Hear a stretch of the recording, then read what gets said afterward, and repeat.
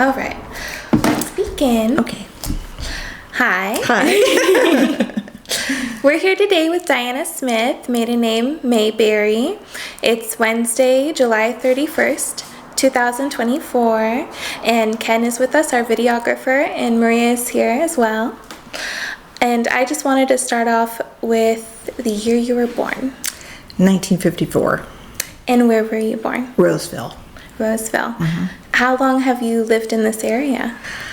When I was born, my parents lived in Fair Oaks, and by the time I was 2, they moved to the house on Filbert Avenue, and I grew up there. Mm-hmm. And I just turned 70, and there's probably 4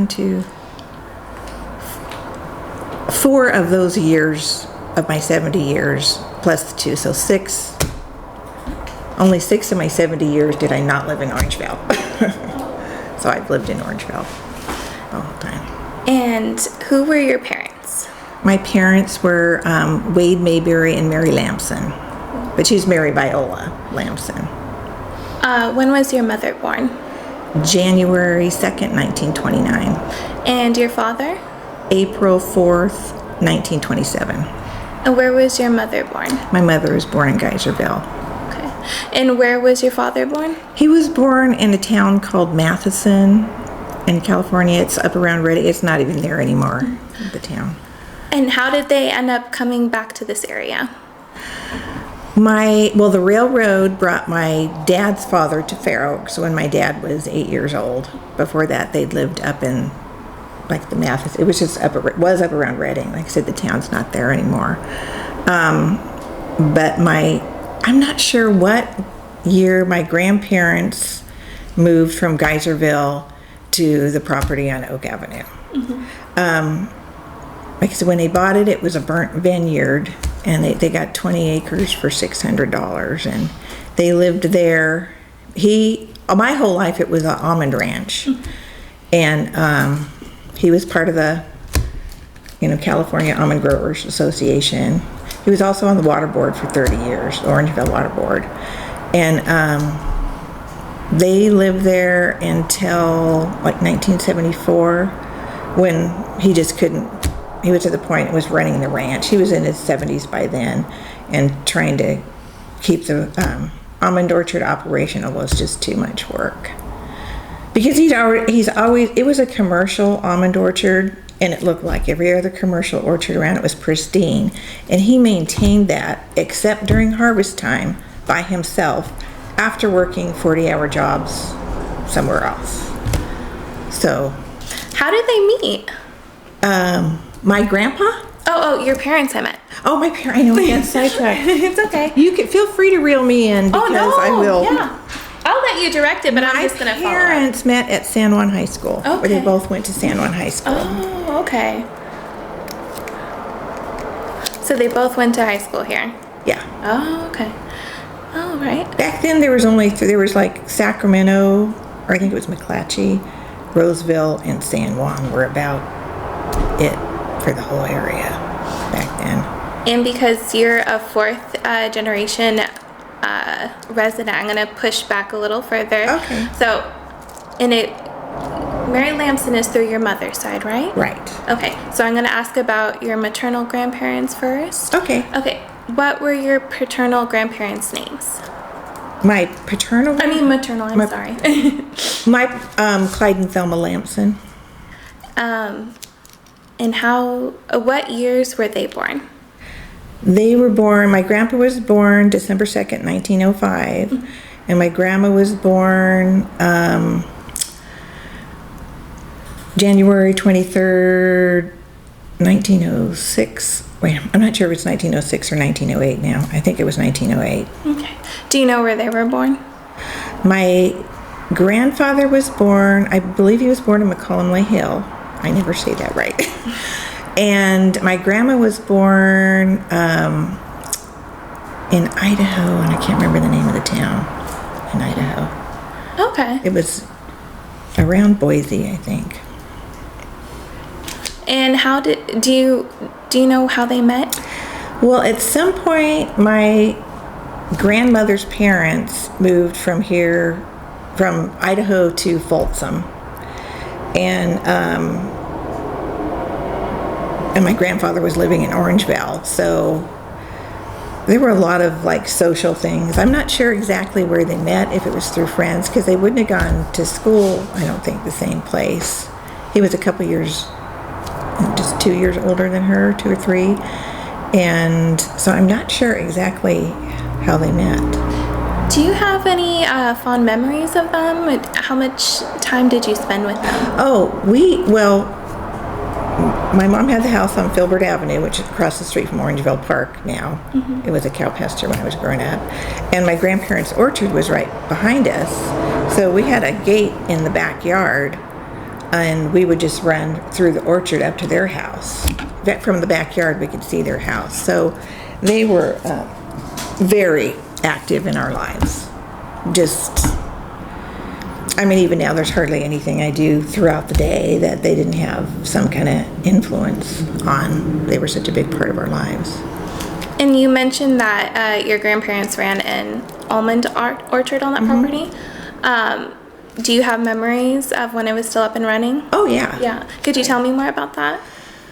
Well, we grew up, people would be appalled now, but, like with the pesticide spraying, and it was like when Grandpa was spraying the orchard, you closed the windows, but then as soon as he was done, we ran outside. So, like I said, seeing an orchard, like a really well-maintained orchard, is like coming home to me. It's just part of my happy place, I guess. Yeah. But, and waking up in the morning, hearing tractors or the sprinklers, it was part of our everyday. I loved it.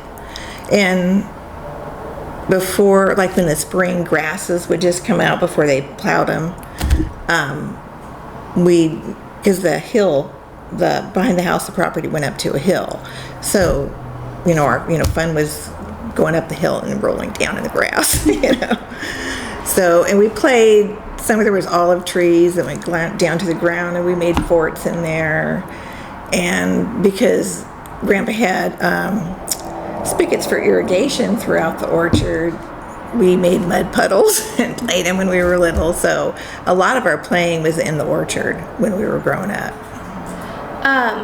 Did you guys have to pitch in a lot to help?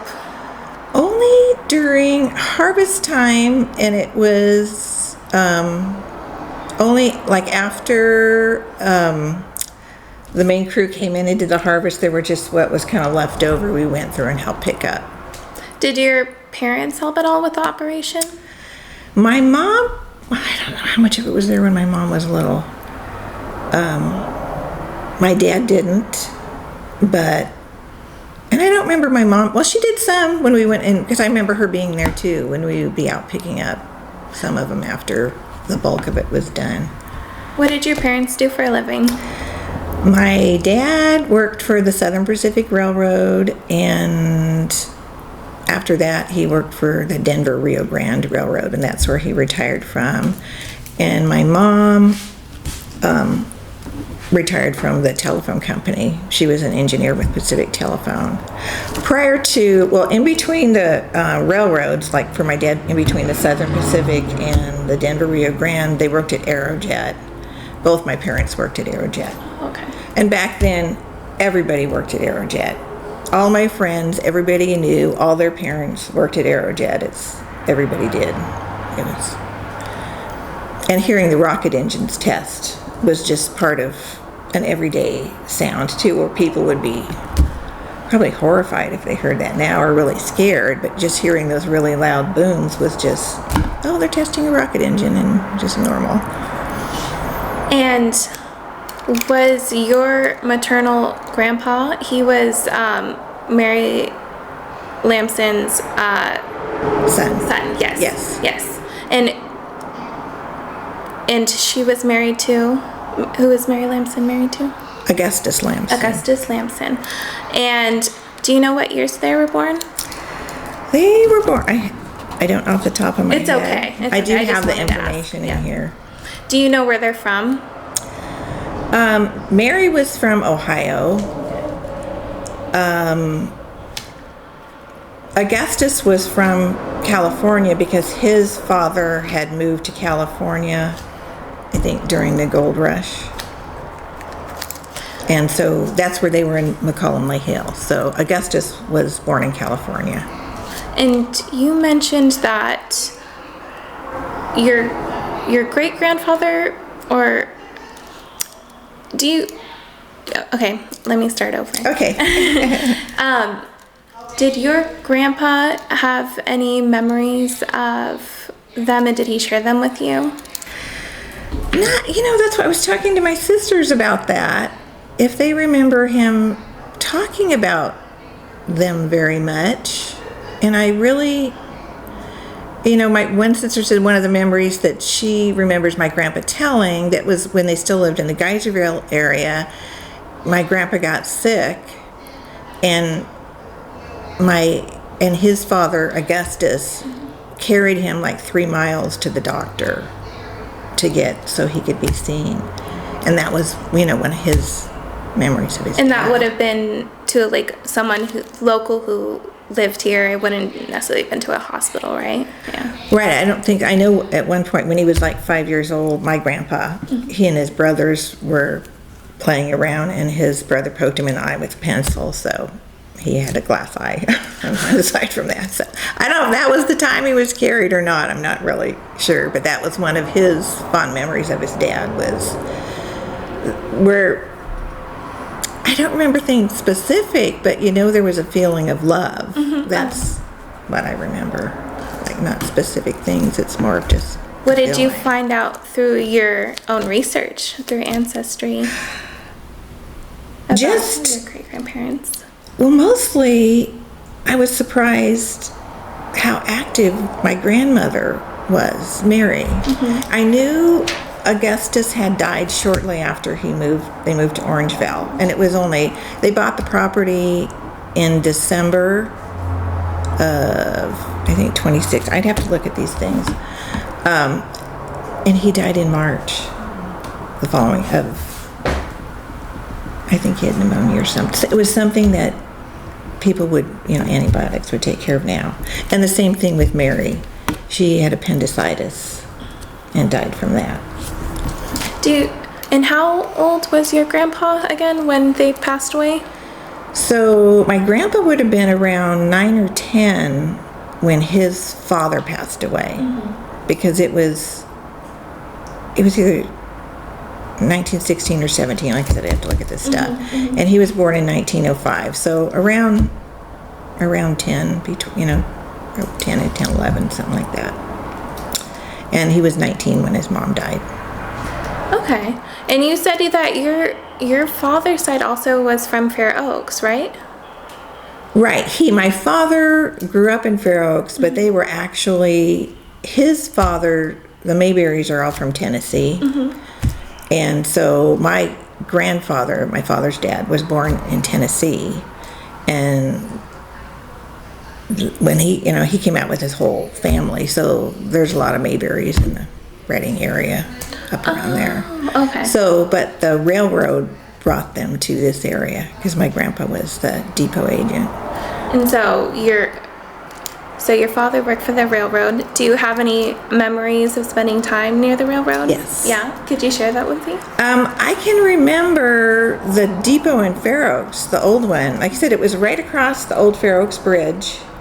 And there was also a rock crushery there, and I don't know if that's still there.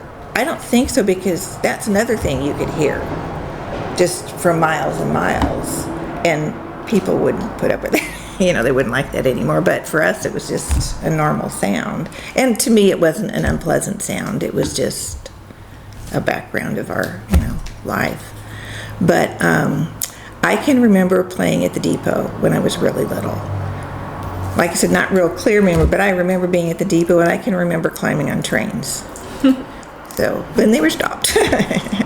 Do you remember seeing what they were usually transporting when you would? Oh, okay. I was so little when he was still working that I don't really have any specific memories of what they were transporting. I just remember like being there. I don't know if my dad was going to visit his dad when he must have been on weekends, he must have been or something. and that I can remember being there with my siblings. It was just, and I remember it had a wooden floor, and it was just basically a wooden building. I know in the Fair Oaks, some of the Fair Oaks history stuff, there's pictures of it. And also the house he grew up in, because, and I think it's still referred to as the Mayberry House, because it was on Bridge Street, right before you get across the bridge. What were your paternal grandparents' names? Wade Thurman and Genevieve. And her maiden name was Eaton.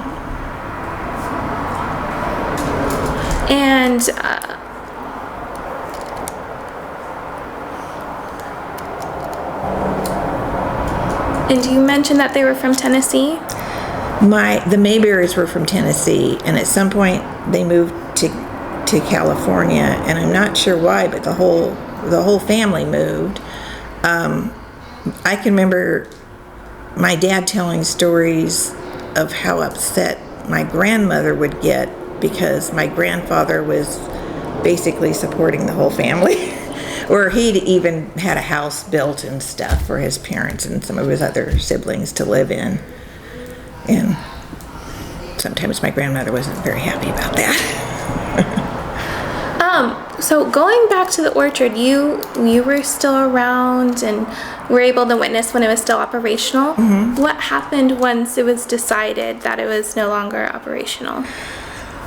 Well, when my grandpa sold the property, he wanted to sell it to somebody that was going to keep it a working orchard because he loved it. And like I said, every tree he planted, when they bought the property, it was a burned vineyard. So they pulled out all the grapevines. I'm not sure what year all the orchard took over, because when my mom was growing up there, part of the time they had cattle on it and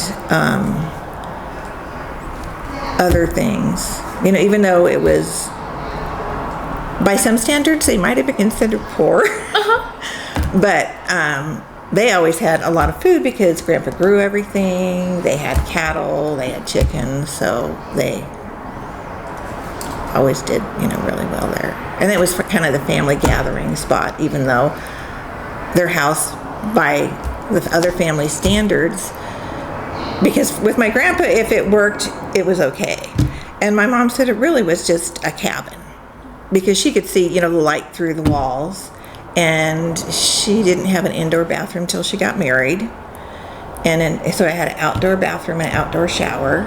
And there was no neighbors, so she would walk from the house to the shower in a towel every morning and take a shower. But there was, the closest neighbor was a mile away. So it was just, but and sometime in the early 50s, my grandma got a job at McClellan to build the house that I remember, because she was tired of living in a cabin. So, and except my grandpa was one, if it worked, it was fine.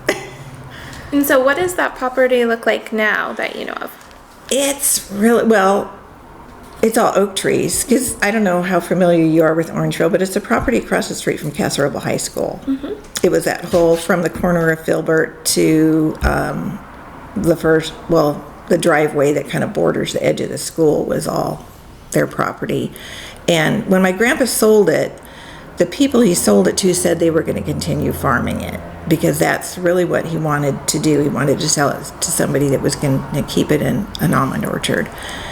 And they lied. Oh, okay. They didn't do that. So they moved in and planted 2 rows of red photina shrubs and 2 rows of redwood trees around the entire perimeter, so you couldn't see any. I guess they weren't very social people. And then the oak trees took over. Wherever there were almond trees, the oak trees took over. But they weren't there at all. There was no oak trees in that property when I was growing up. And now it looks like woods. And it's currently opened or owned by, most of it anyway. He sold the property on the corner where there's a kind of a dome house. He'd sold that off, I think, that corner of it, when they were still living there, I'm pretty sure.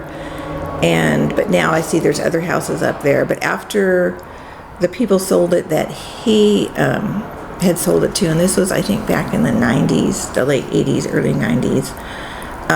It's by, it's the Noor in OOR Persian Center. Oh, okay. So it's been for a while it was an Islamic school, and we used to hear the kids up there and stuff a lot playing, and a very pleasant sound. I think they still hold some celebrations there because there's certain times a year we'll hear, it's like the call to prayer and the singing and stuff.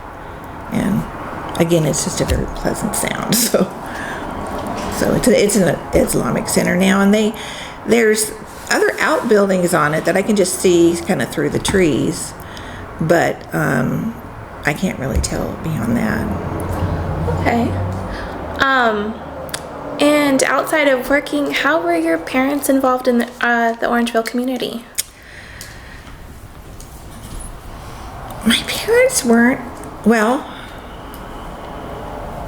I think my parents were actually more involved in Fair Oaks. Okay. Except for our family. My grandpa was one of 12 kids, the Lamsons, and my grandma was a Field, and she was one of 9. And on the Field side, all but I think one of the kids stayed in the Orangevale area. One of them moved to like the Geyserville area. And so at some point, I had probably 200 or 300 relatives in this town. And, a lot of them were like second or, first, second cousins. Because they were. So my mom was real involved with her family. But as far as Orangevale community stuff, I just don't remember that. They were. We interviewed some Field family. Oh yeah, you must have. And that military guy who had his own house over there behind Casserole High School. I don't remember. David Field. David Field, yeah. I don't remember David. I'm not sure if they're related. They could. I'm not sure. I don't remember that name. It wasn't one of my mom's first cousins anyway. That much I know. It could have been one of her cousin's children or something. But one of my aunts, Ora Field, was really involved in Orangevale stuff. And in fact, she worked at Capri Market for years and years. But my parents were really involved in Fair Oaks Presbyterian Church and everything around that. So to some degree, they were more involved with Fair Oaks stuff than with Orangevale stuff. Do you remember any specific events that they liked participating in? In Orangevale? Or just the church that you mentioned. Yeah. Oh, the church? Yeah.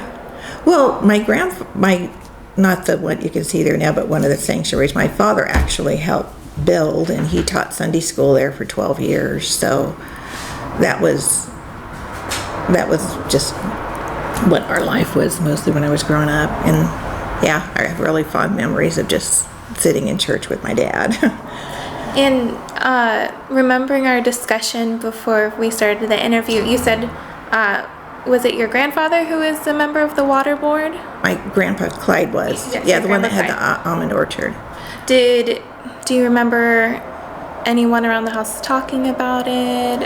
Oh, he did a lot, like when they went to meetings and other people that were on it. Like Fred Tomich was one of his best friends, and I can remember, being at my grandparents' and Fred coming over for coffee,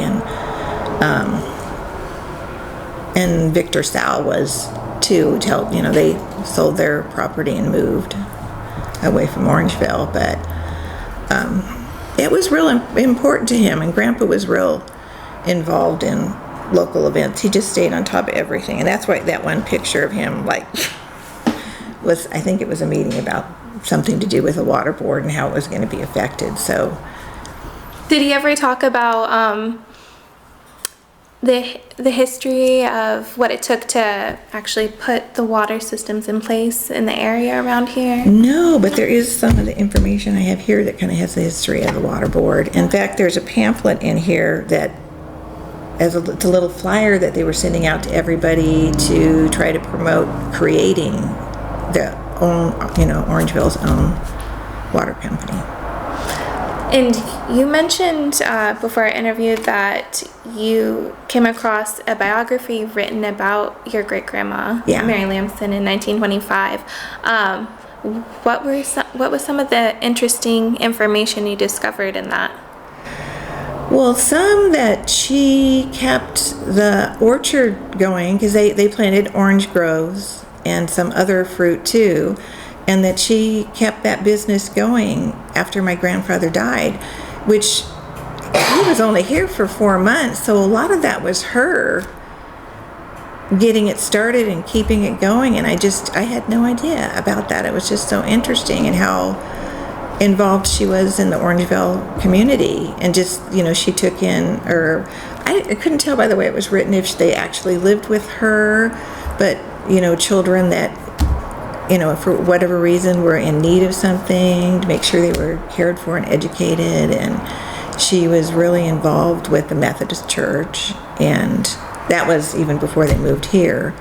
But I think the Orangevale Grange, the Orange Grove was considered one of the best citrus ranches, I guess, in the state, at least for a period of time while they were doing it. So, yeah, that was all a surprise.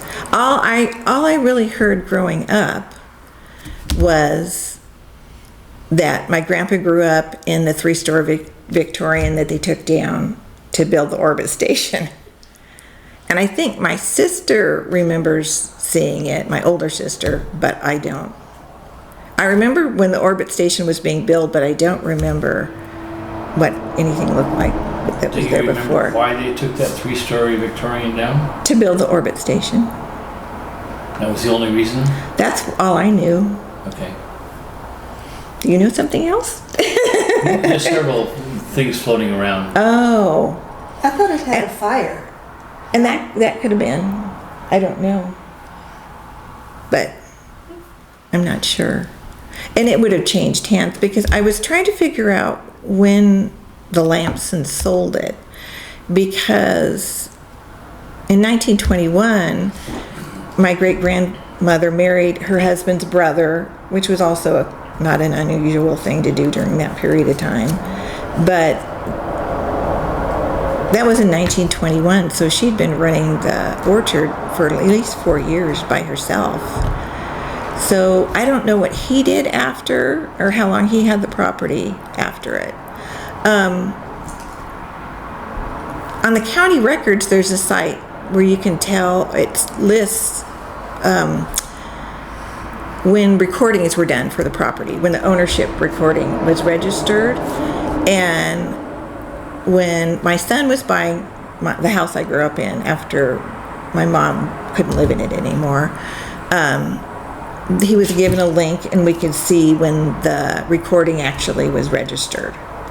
And while I was on that site, I thought, I don't even know what made me think of it. I think there was an article of, somebody was, I don't know if it was the Orangevale News or what, or not Orangevale News, but maybe the history information, the history museum was kind of getting going then, and they were talking about things more. And so I looked at my grandpa's address while I was still on that site, and I could see when my grandparents bought the property, but I just didn't, I would have had to scroll down a lot more to try to figure out when it was sold. So I'm not sure when the Lamsons sold it. Okay. It was after my grandma died in, I think, 1925. But I don't know when. I don't know how long, if her husband had it for any time after that. And I never heard anything real specific, but just that, because she married her husband's brother, Orlando, that Orlando took the money or didn't handle the family money very well or something like that. So I don't know if he sold it while it was still going good. I'm just not sure of the circumstances there. And who would have been Orlando? Orlando was Augustus's brother. Okay.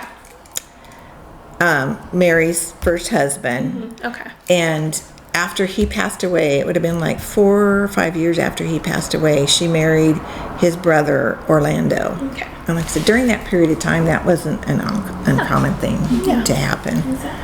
Yeah. So, but I just got I don't think my grandpa liked him.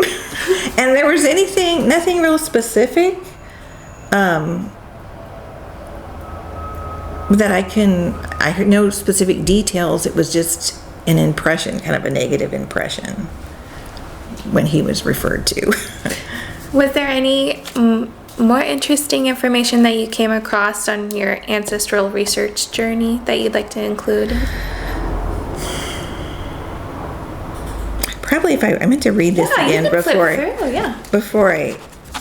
because it was just, well, I was so surprised that there was a biography of her out there, which, was just a big surprise. Because I had no idea of what an impact she was or how involved she was in the community or anything about then. But, and kind of doing this is when I realized, that Grandpa had, Augustus had the blacksmith and, it was, I think, blacksmith and wheel making, and then he kind of migrated that into a garage when automobiles were getting more popular and working the blacksmith business into that. Was that here in Orangevale? No, that was in Geyserville or Healdsburg. I'm not sure. But he made his way here, right? Yeah, and I'm not sure why they moved here because they were very successful in that area, and I'm not sure what drew him to this area. That's the part I can't find. Yeah, because there was plenty of farming in that area too. Oh yeah. Yeah. So I wonder. I don't know. And one of his, what it says in here, or maybe it's in one of the articles too, that one of his older sons and his wife also built a house on the property that was part of the 50 acres that the Palms. And when they sold that property, the houses went with it, right? Pardon me? The orchard that you grew up playing on, that property, I know that's different from the one you were just talking about. Did the house get sold too, or did you guys keep the house when you sold that property? No, they sold the house he divided up the lot when he sold it into 2 parcels when he sold it. It was like there was a long driveway that came from Oak Avenue, and everything on this side he sold to one family, and everything on the other side he sold to another family. And at that point, what was over here got divided up some, and maybe some on the other side, because that one side probably would have been about 3 acres, and the other side maybe 7 acres. So he sold it in 2 parcels that the house went with. He wanted to give my mom the property that went up to the hill behind our house, because her house is on the edge of our property line was also the edge of his. It just went straight back. But the county wouldn't let him do it because it would be landlocked. In order to give that spot, which we all loved, the hill, to my mother, he was going to have to put in a street with sidewalks and electricity and lighting, like a paved road with sidewalks. Oh, that's disappointing. I know. Yeah, it was very, because the hill was one of our favorite things. But also just that we could just run back and forth to and I didn't realize until I was like an adult that not everybody got to grow up that way with grandparents that live practically next door, and we could run up there after school, and Grandma always there was always something delicious to eat because they had on top of the almonds, they had a section that was other fruit trees, so like apples and peaches and plums and apricots. And then Grandpa also had a huge garden that was kind of like right behind our house that had, corn and tomatoes and every kind of squash you can think of. And so that's what we grew up with. And Grandma canned all that stuff. And then it's like all the women in the family would get together and make pies. So we do production line pie making when the pies are ready, and where somebody would be peeling apples, another would be mixing up pie dough, another person would be rolling it out, where we do like between 12 to 15 pies a day, and we do that for days until, they had everything. And everybody, like my mom and my aunt and grandma, everybody had a freezer full of pies all winter. I was gonna ask, where did they go? They were in the freezer, so we had like homemade, homegrown fruit pies all year long, and by the next season we would have eaten them all. Yeah. And but so we started all over again. And did that include that big family that was also through your dad's side as well, or was that just on your mom's side? That was just my mom's side. Yeah. I was actually closer. I don't know, I guess the way things work out sometimes. We were just closer to my mom's side of the family. A big part of all of the fields are Mormon, and they're just the family connectivity and importance together. So we just had a lot of family reunions and picnics. There was just a lot of family activities to where I hardly went out shopping, like to the grocery store or anything around here, like when I was, a kid, or even when I was a teen, on my own when I could drive, that I didn't run into a family member that was field related. Yeah. And we were all so close that even as a teenager, walking up and giving somebody a hug was not like, you didn't do that because you were a teenager. That's just the way we grew up. You saw them and you gave them a hug, a hug and an I love you. And that was how we grew up. Where did you go to high school? Casa Roble. Mm-hmm. Could you tell me about your time there and any fond memories?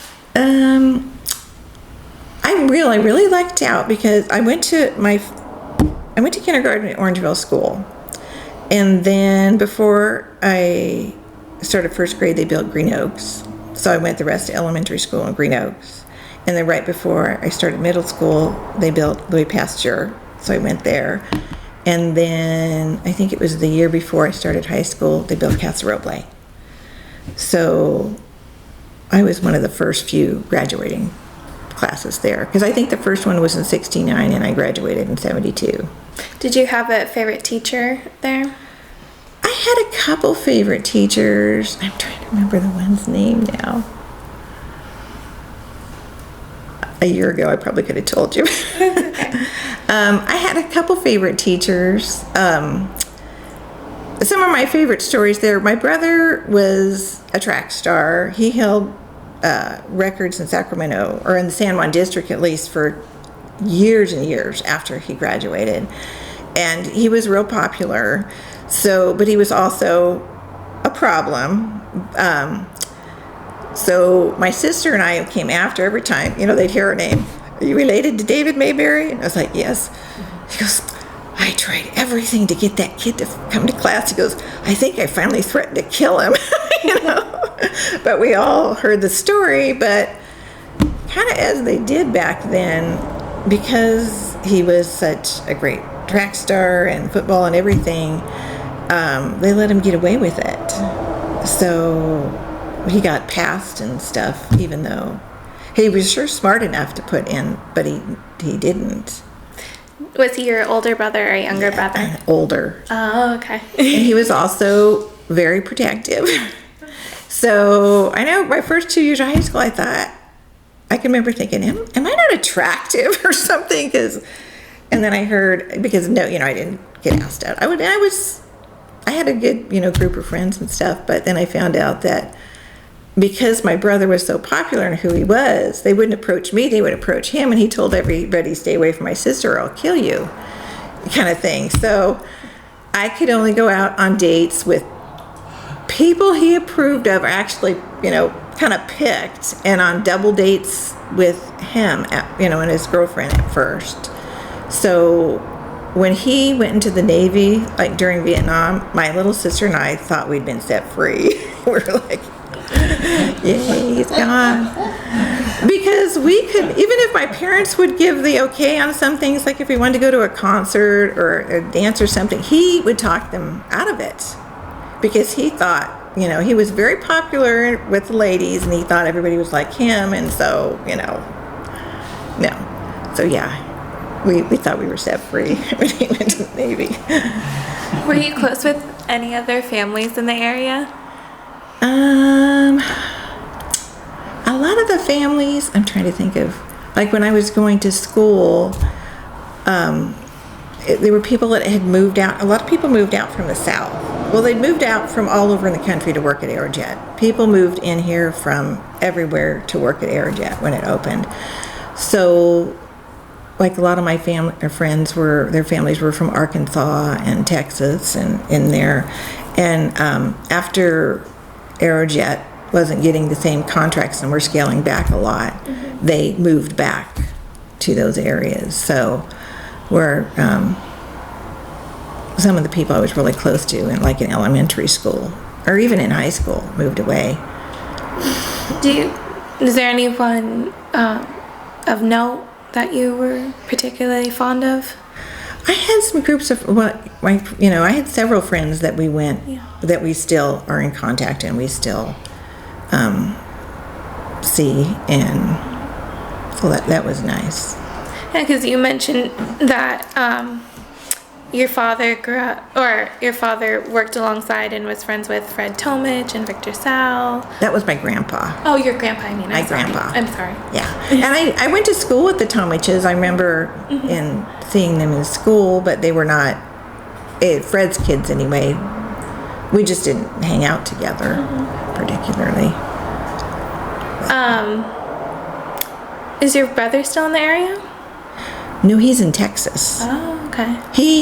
After he got out of the Navy, he went to work for the railroad too, and first it was, I forget which one, was Burlington Northern, and they moved him all over the country.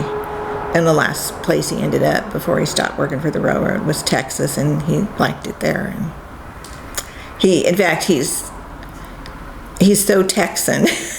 He's so old school Texan that people, when they find out that he was actually born and raised in California, cannot believe it, because his attitudes and everything are so Texan. So yeah, he likes it there. He'd never move back to California. So tell me more about your current life. Is your family? Do you have any family still around here in this area? I have two of my sisters still live here. One lives in Folsom, but it's like right on the edge. It's the American River Canyon, so it used to be Orangevale. Used to be Orangevale. And when we were growing up, Orangevale was our playground. I mean, really, the whole area. I mean, even like behind the high school and going down Santa Juanita where it turns into Barton. And I can remember talking to my sisters recently. It's like, we never really thought about that somebody owned that property and that maybe we shouldn't be there. It just never, because it was all just kind of wild. And some of it was cow pastures, but that's where Orangevale was our playground. We left in the morning as long as we were back for dinner. And I don't know if part of it with my mom, it's because it was the same area she grew up on, that she just didn't, and it was kind of how people were back then too, didn't worry about it. But so I've got two sisters here and my brother's in Texas. And not really any cousins here. On the field side, there's fewer and fewer of us. A lot of them that were even my mother's cousins that are still alive have gotten to the point in life where they're moving in with their kids, and their kids in the last couple of years, just really the last 3 or 4 years, have moved out of state, like a lot of people are moving out of California. So there's like fewer and fewer of us fields left in the area. And you mentioned that you felt lucky growing up next to your grandparents, right? So the house that you lived in, that you grew up on, wasn't part of the property that was next to it, or was it part of the property? It had been part of the property. My grandfather, when he bought the lot, the 20 acres, that had been part of the property, and at some point, he sold it off, just the houses that are on Filbert Avenue right across the street from the park there. He sold off that strip right there, and my mom had a house built right on the edge of it, and that's where we grew up. So she spent most of her life on that property. And is that property or that house still in the family? Yeah, my son bought it after my mom couldn't live by herself anymore, and we had to put her in a care facility. And so after she moved out, he bought the house. So my son owns it now. And I never asked you in the beginning, but what do you do for your line of work? I used to work in medical billing. It was kind of medical billing training. The company I worked for it was medical billing software, and our specialty was Medi-Cal billing. In fact, we were the pilot project for sending claims electronically to the state of California. And there was only like 2 other businesses in the state that were capable of doing the electronic submission. So it's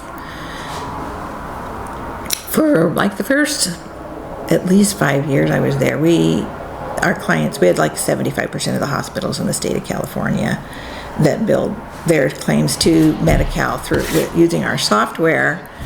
And part of what I did, I trained in-house staff on how to use it in Medi-Cal billing policy, and then I trained our customers too, all over the state. So did you work in town, or was that in a nearby? It was in Rancho Cordova. Okay. Because the processing, the company that processed the Medi-Cal claims was in Rancho Cordova. And so we made our offices located just within like a mile of them. So we actually drove claims to Medi-Cal, the ones that went on paper every day. And in the beginning, just because there wasn't a way to do it, we actually had to send tapes over with the electronic claims on them, and then they had to load them in on their side. And then went through like 8 different buyouts where different companies kept buying us. And basically my job didn't change. We just kept being part of larger corporations. And when I retired in 21, the company that I worked for was one of the largest electronic claims processing in the country. It's like over 50% of any kind of medical, dental, vision, from the point that the patient does scheduling till they get their bill when they're done and it's all paid, went through some form of our software. So that was I enjoyed it. I liked it a lot. I was a Medi-Cal subject matter specialist. Did you start your ancestral research once you retired, or was that before that? Some of it, my husband bought me the Ancestry.com thing, for my, where you do the test and see for my birthday. And then I got where you buy the add-on where you can just look up people's records. And I had that for like 6 months and started there. But some of it, I really feel lucky because I didn't realize too that not everybody's family talks about their family, where they may not even know their great-grandparents' names. And my parents talked about their grandparents and their family history and stuff all the time. So there was a lot of stuff, even as far as starting research on Ancestry, that I actually knew their names and great-grandparents and back. At least like some of the surnames, and then I thought, remember hearing some of their first names too, and so. Do you want to take a moment to flip through or reflect on anything you want to add before we end our interview? Well, mostly about my grandpa. Yeah, your grandpa? My grandpa, I'm going to tear up when I talk about him. He was just... He did a lot of stuff for you guys, didn't he? Oh, he was just, I guess they were such a big influence that there's hardly anything I do, even just, gardening, working in the yard, or preparing food, or just our attitudes on things that they weren't a part of. And it sounds funny, like their cemetery, they're buried in Mount Vernon, my grandparents are. And I go there frequently because my daughter's there. And my grandparents are in the same area, and I don't feel the need to go visit their graves because they're with me all the time.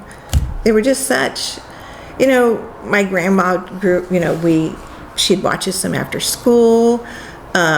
She took us to doctor's appointments. My grandpa, he was so funny. We never doubted how much he loved us. That was never a question. We never got spanked, but he had the voice of authority. If Grandpa said something, you did it. You just didn't question it. You just did it. But we also never doubted how much he loved us.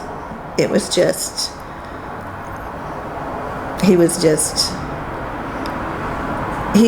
with Grandpa, you were either a hell of a nice guy or a son of a bitch.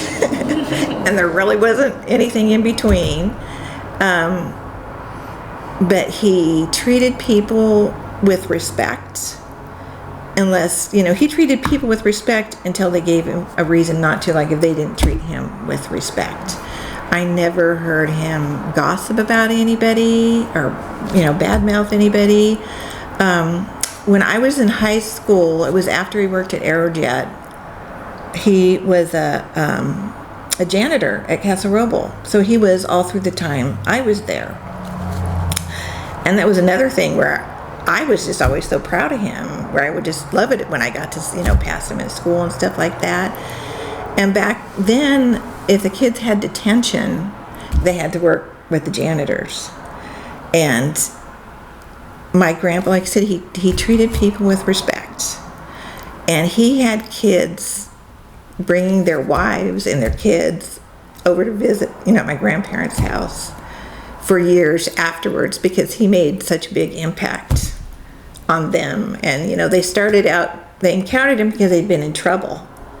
And he turned people around, and that was the impact where they thought of him as family and just made it big. And my grandma, too. My grandma, I don't ever remember her, playing with us. Or it wasn't like, we do with our grandkids now. It was just a different thing. And she just had such an even disposition. I know when we got to be teenagers or young 20s, we were swearing something, and she just, even when it wasn't, this was a criticism for her. It was, oh my goodness, sometimes you girls talk like truck drivers. But it was said real sweetly, she never, but we had, there was 4 of us kids in a little house with 1 bathroom, and a big treat for us was getting to spend the night with Grandma and Grandpa. And my younger sister and I were always together, so it was usually the 2 of us. And we would we got to take a bath in the bathtub with Grandma's skin so soft. And then, she'd wash our hair and comb it, and we'd get something, something delicious for dinner, and just pampered. And when we were sick, we would be up there. I can remember having chicken pox and being up there because she watched us. And they were like that for a lot of people. They were just like a safe haven, just a big influence. And with my grandma, if she said, oh, you want to stay for dinner, or I'm just making leftovers, you're like, oh, Grandma's leftovers. They were amazing. How she could just, open the refrigerator and take stuff out and come up with this just absolutely delicious meal. It was just... What was your favorite of hers? It was really, she called it her hash leftover, where it was just everything, some, roast or potatoes, whatever vegetables were in there, thrown together, and she'd make some biscuits, and then she'd always have something for dessert, a cake she just made, or cookies, or Pie. Pie. Oh, their pies were the best. Her pies. My younger sister can make pies like my grandma did. She got the touch, but her pies were just, I compare everything to them. What was your favorite fruit pie? Apricot. Mm-hmm. But her apple, I never order apple pies out because they're just not as good. They're just disappointing, Yeah. Did you guys want to ask anything? Okay. Well, unless there's anything else you want to share, I think this would be a perfect time to end. But Okay. if you want to add anything, please let me know. There's just information in here about when they bought the property, about Mary Lamson,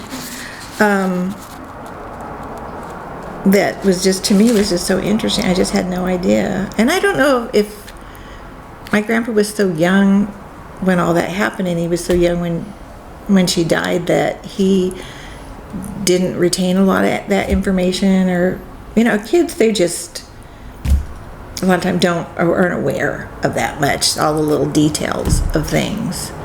And he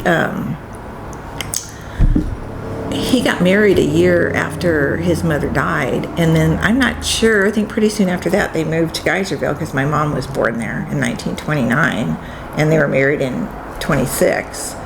So, and his mom died in 25. And so he just there was not a lot of details on that. And there again, I'm not sure how much he would have paid attention to. He would have been involved in working in the orchard, I know that, just because that's how they were. But otherwise, it's, the details are in here. It might have even been he was homesick. Maybe he wanted to come back.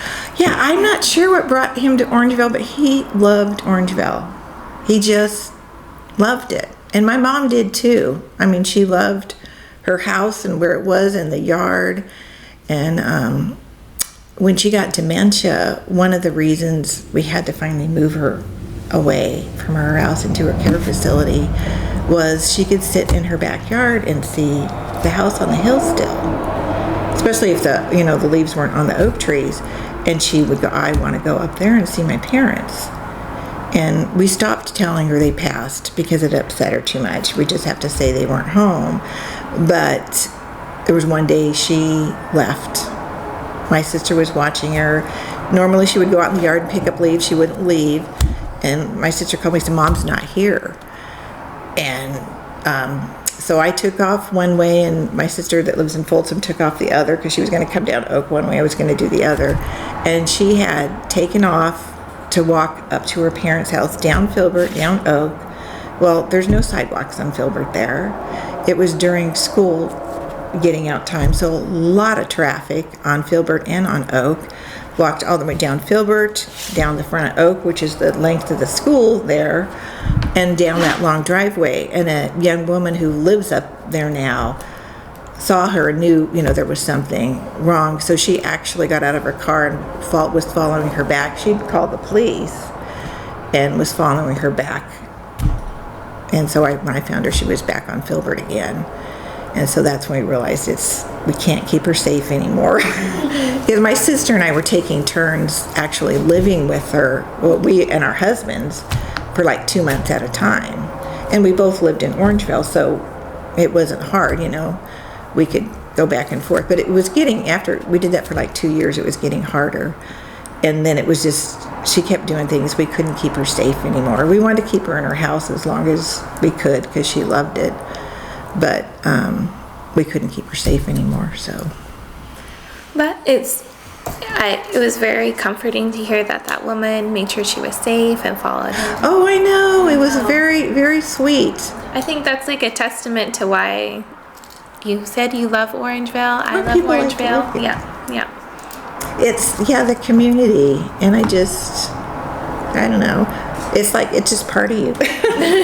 Especially when you grew up in, like I said, Orangevale was our playground. I mean, some of the stuff we did, like when they built Green Oak School, well, the windows weren't locked. We climbed in and played school. Yeah. We climbed through the windows and played school. And the idea that we were doing something wrong didn't cross our minds.